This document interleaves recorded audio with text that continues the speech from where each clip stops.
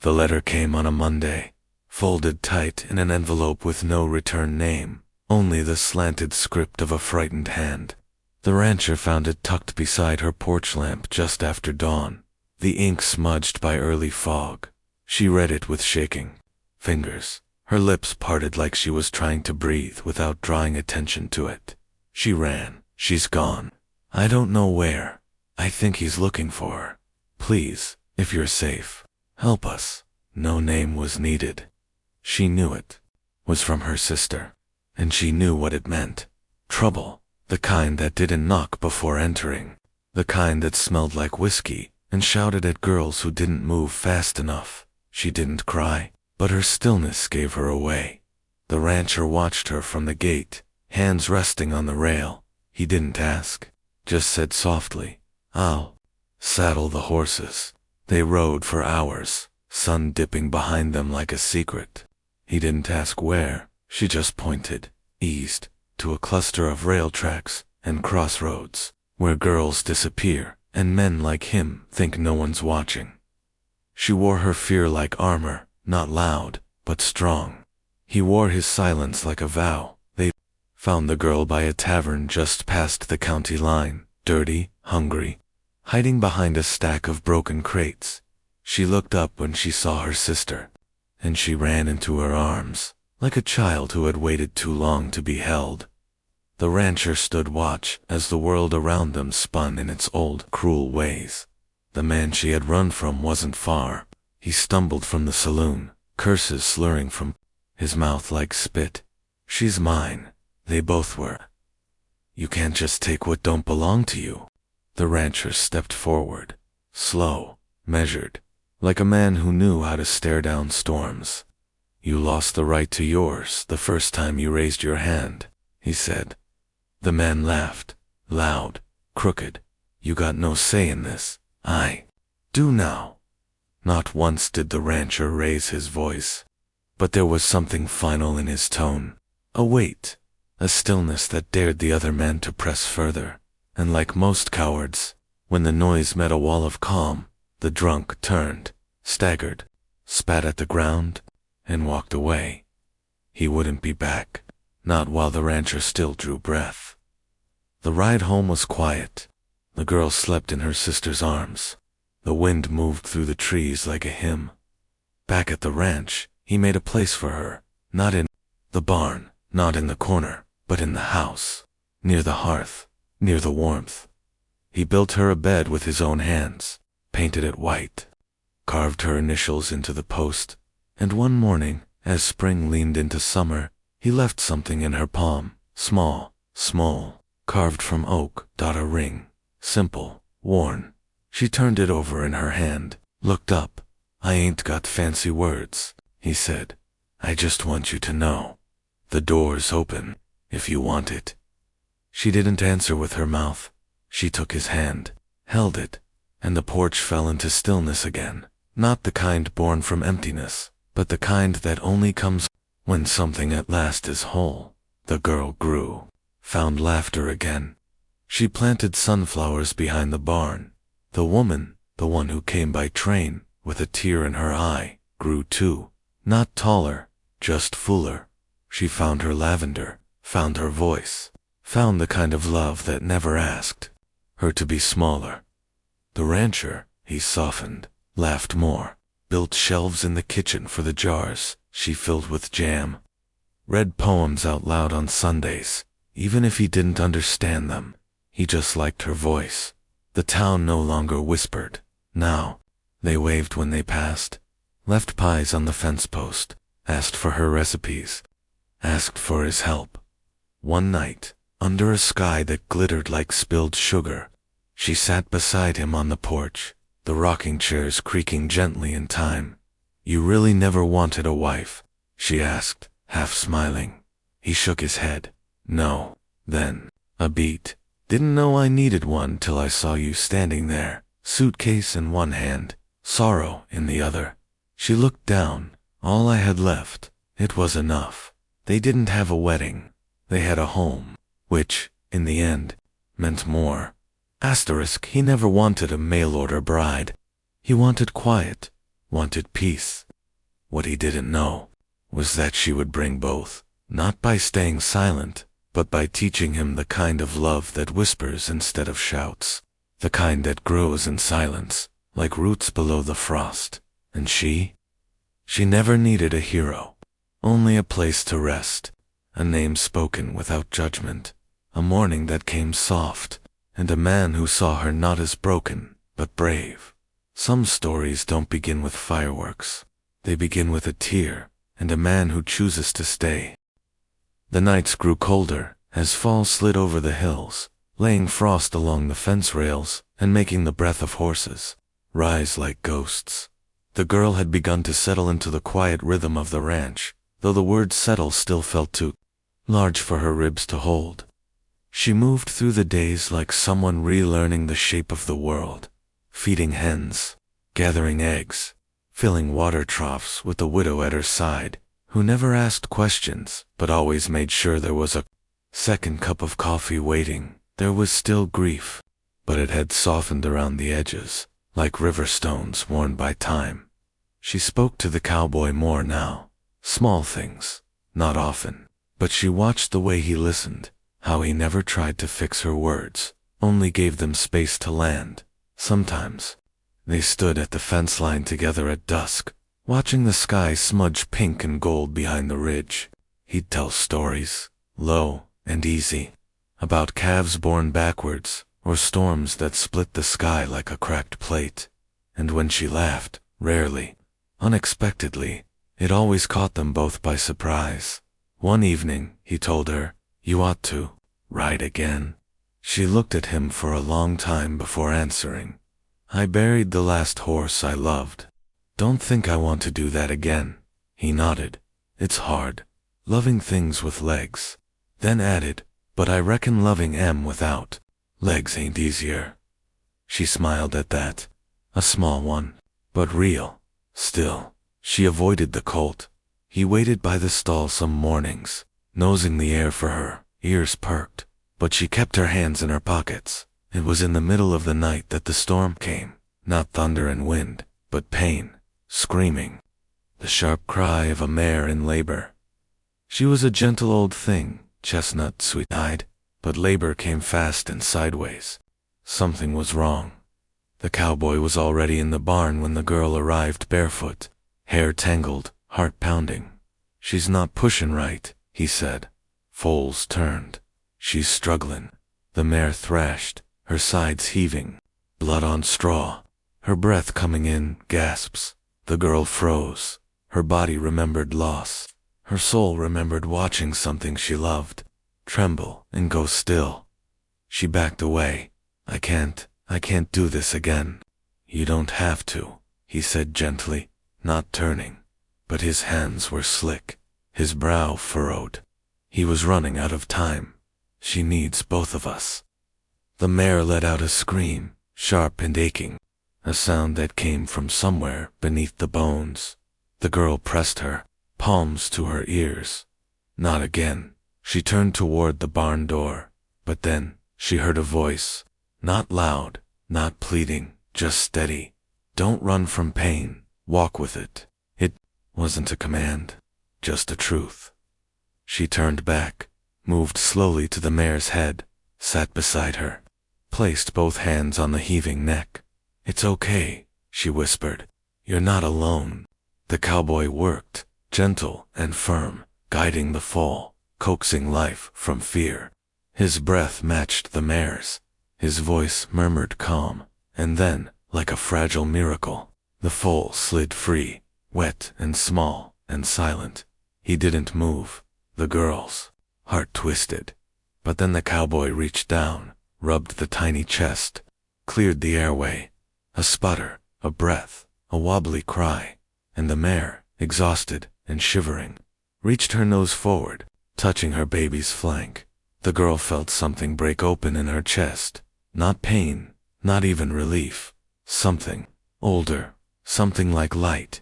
They cleaned the foal, laid blankets. The cowboy made sure the mare was warm and safe.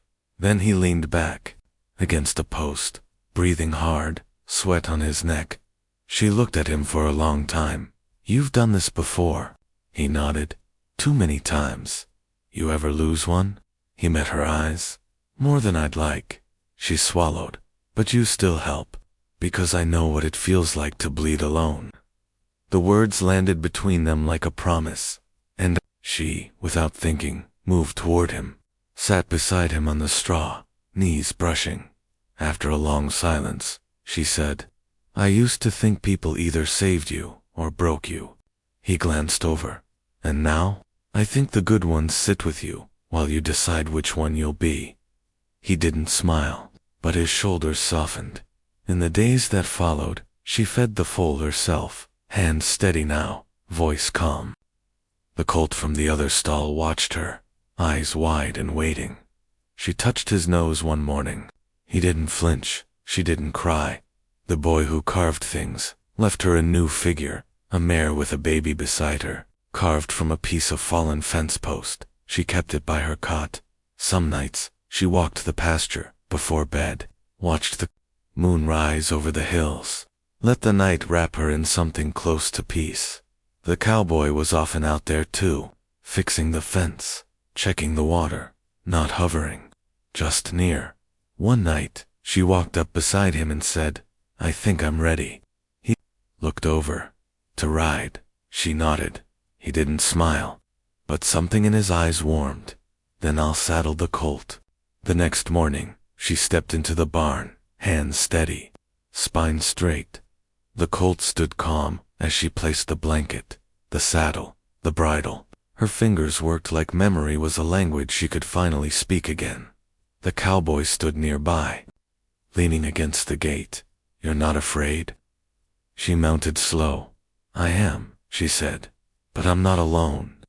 The colt moved beneath her, strong and sure-footed, his hooves striking the earth like a drumbeat, and she, for the first time since Thunder's grave, let the wind move through her without flinching. The sun dipped low as she crossed the ridge, her steps slow but certain. The grave lay behind her now, a quiet scar in the earth. Ahead, the land opened into a shallow valley, golden with dried grass, dotted with cottonwoods that stood like old sentinels. He was waiting at the gate, not leaning, not watching, just standing with the reins of his horse in hand, as if he hadn't doubted she'd come. She didn't speak. Neither did he. Some silences don't ask to be filled. They just ask to be shared. He led her down the trail that wound between sagebrush and fading fence posts. The wind smelled of hay and warm iron. Dusk turned everything to amber. When the ranch came into view, it didn't look like a promise. It looked like a memory. Low barns of sun-bleached wood, a windmill creaking faintly, chickens rustling. In the dust. Modest. Lived in. Honest. A thin trail of smoke curled from the chimney of the main house. And beyond it, tucked under the slope, stood a long bunkhouse where laborers once stayed, though now, the ranch was quiet. Too quiet for a man his age to keep it running alone. She followed him to the porch. He opened the door and stepped back, letting her walk in first. The bunkhouse smelled of old wood, oil lamps, and faint cedar. A cot rested in the corner, a stove, a wash basin. Nothing fancy, but clean, safe. He set a folded wool blanket on the bed and placed a tin plate of beans and bread on the small table. Still no questions, just quiet provision. "I'll be out early," he said. "Roosters don't wait for grief." Then he nodded, once, and left. She ate slowly, chewing like someone who hadn't in days, not because of hunger, but because it was the first time food hadn't come with strings. Then she lay on the cot, fully dressed, boots still on, blanket pulled to her chin like armor. Sleep didn't come quickly. Her body rested. Her soul did not. The sound of horses woke her, not galloping, not frantic, just shifting weight, breathing. The soft rhythm of hooves on dirt dot. She followed it out into the pale morning light. The barn door was open. He was inside, brushing down a chestnut mare, slow and steady, humming something low and wordless. The horses shifted in their stalls, some lifting heads toward her. She stepped inside. The air was warm with hay and steam. Leather creaked gently, and dust danced in the sunbeams, filtering through the cracks. One horse, a gray gelding, whinnied softly and stepped toward the edge of his stall, nose reaching for her, her chest clenched. She didn't reach back. He glanced over his shoulder, said nothing, just kept brushing. After a long moment, she said, "I used to ride before I could write." He smiled faintly. "That explains your posture." She ignored the tease, looked down at the dirt floor. "I don't know what to do without him." He paused. "You breathe," he said. "That's not enough. Sometimes it's all there is." She looked up then, really looked, and saw the way his hands moved with patience, not power, as if every stroke of the brush was a promise, a memory, a prayer. "How many horses you lost?" she asked. "Enough to know none of them ever leave you." His eyes met hers, not piercing, just steady. "You stay long enough," he said. "You'll learn the others don't replace. They join the silence." In the days that followed, she moved like someone walking on thin ice, carefully, unsure when the past might crack beneath her. But the place didn't demand anything. From her, he left food each morning, simple and warm. Eggs, biscuits, coffee, sometimes with a note folded beneath the plate, not with questions, but small things. "Colt's been favoring his front leg. Could use another set of eyes. Rain coming soon. You'll sleep better with the window latched." She didn't respond to the notes, but she started doing the things he mentioned in the barn. She watched from a distance, feeding chickens, stacking feed, watching the way the cowboy worked, quiet, precise, like he was always listening, not for people, but for the land. She learned his name only from the others, the ranch hands, who came and went. There was the widow in the kitchen, brisk but kind, with sleeves rolled up and a tongue like sagebrush, dry and sharp, but rooted in warmth. There was the boy, maybe 10, who didn't speak but carved little animals from scrap wood and left them near the bunkhouse, a rabbit on her windowsill, a tiny horse by her saddlebag. There was the old ranch hand, missing 3 fingers, who told stories about ghosts on the prairie and cried into his stew some nights when he thought no one watched. None of them asked who she was, they just made space, and that, more than anything, let her begin to breathe. One evening, a storm crawled across the valley, thick clouds, purple light, thunder without rain. She stood under the porch roof, watching the sky fold in on itself. He came up beside her, a mug of something warm in his hand. Didn't speak. "After a while," she said, "storms used to scare me, till thunder taught me they were just loud music." He chuckled low. "My wife hated M, slept in the cellar till she died." She glanced at him. He didn't flinch at the word died. "Was she sick?" she asked softly. He shook his head. "Strongest woman I knew. But the world don't always care who's strong." "What happened?" "Childbirth." Silence stretched. She looked down at the steps, traced the grain of the wood with her toe. "I thought I loved a man once," she said, "but he left me. At the station when I didn't come with a dowry. Thought I was damaged. Maybe I am." His voice came quiet. "I don't see damage." She didn't answer, just looked out into the storm, her eyes glassy. Then, "You ever want to leave this place?" He sipped his drink. "No. Out there's too loud. This," he waved gently toward the field. "This is where things heal." She breathed that in, let it settle. Later that night, she crept into the barn, unable to sleep. The horses stirred.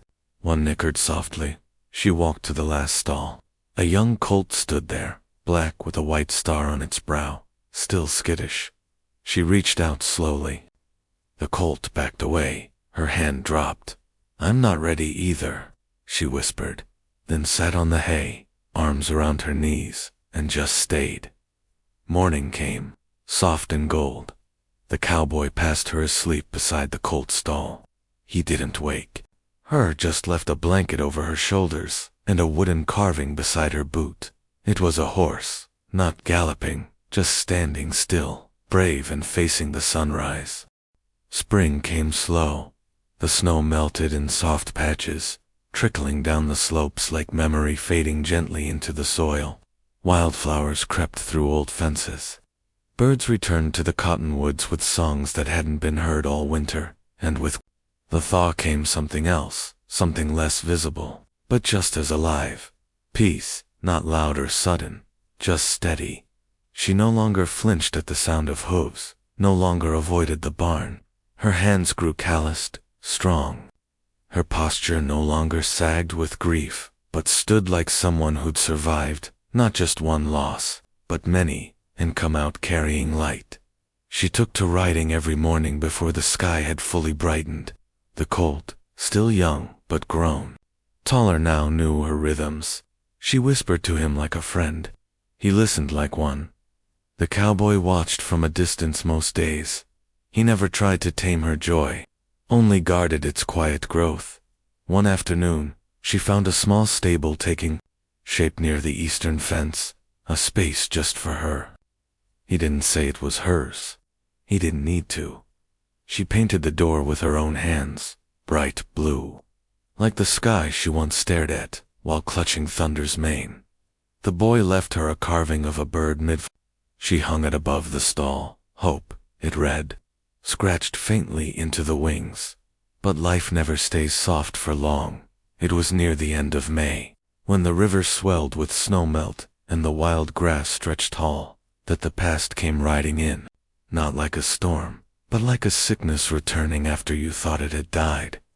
He arrived dusty, bitter-eyed, thin from failure, the man who had once promised her a new name, a new home, a life, and left her with nothing but her horse and a note that read, "You weren't what I needed."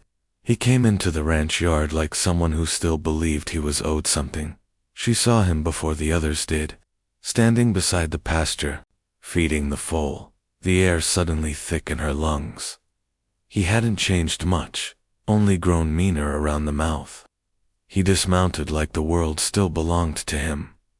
"Well, I'll be damned," he said, looking her over like a possession. "Misplaced. Didn't expect to find you here. Looking fed. Comfortable." She didn't answer. "You run off with someone richer, then?" Still, she said nothing. The silence between them wasn't fear, it was power. He stepped closer. "I came back for what's mine." And before the word could hang in the air, the cowboy appeared, calm, but unshakable.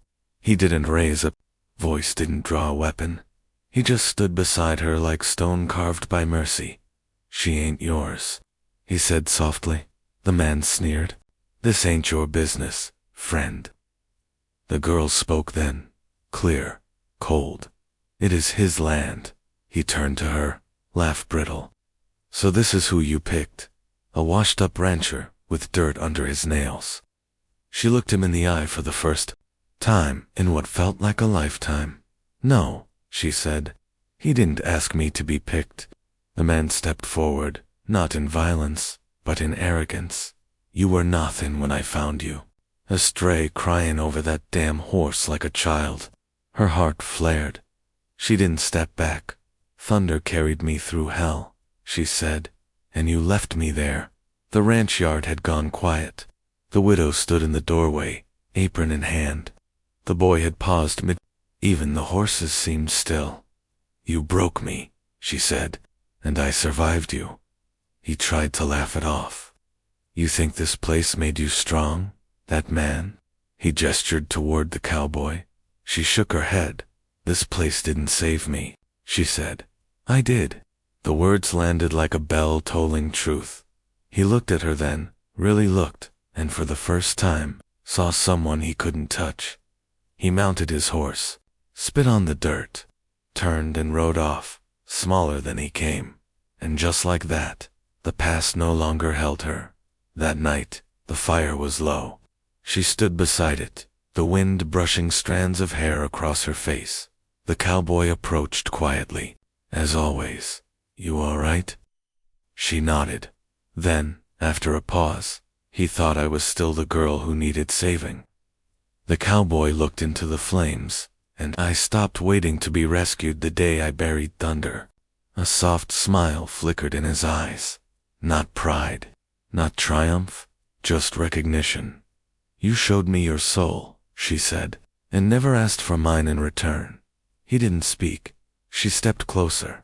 Not with urgency, not with fear, just presence, and reached for his hand. Their fingers met, not trembling, not burning, just steady, like roots meeting under soil.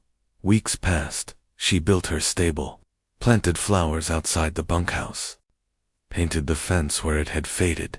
The boy gifted her one last carving, a woman on horseback, wind in her hair, riding toward the sun. She hung it above her bed. The widow taught her to knead bread. The old ranch hand stopped crying at night. The cowboy let her braid the mane of his old gelding, and every morning they rode together, side by side, not always speaking, not always touching, but always there. Two souls who didn't fall in love. They rose into it.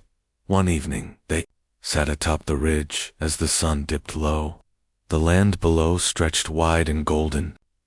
The colt galloped through the pasture like a wild note in a quiet song.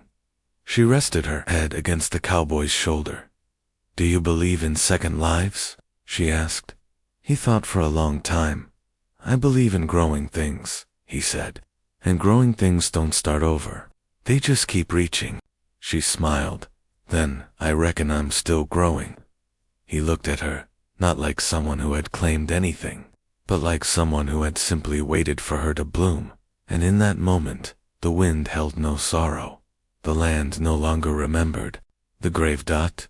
Only the roots, only the new breath, only the quiet things that had grown. Some stories begin with a goodbye, others with a grave, but the truest ones begin when no one is watching, and two hearts, bruised and bare, learn how to hold each other without asking to be held. Out here, on this wide and quiet land, even the broken things grow again.